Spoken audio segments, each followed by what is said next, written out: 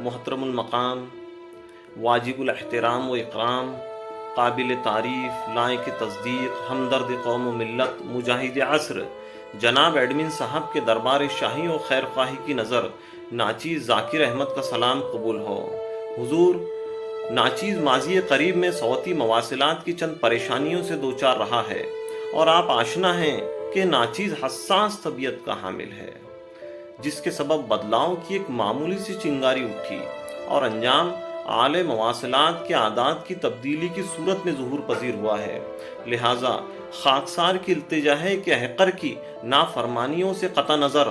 صوتی مواصلات کے اعداد نو کو جمعیت میں شامل کر کے احقر کی درخواست کو قبولیت کا درجہ بخشا جائے۔ تو ان کا سر چکرا گیا اور وہ مجھ سے کہنے لگے کہ ارے کہنا کیا چاہتے ہو؟ تو میں نے عرض کیا کہ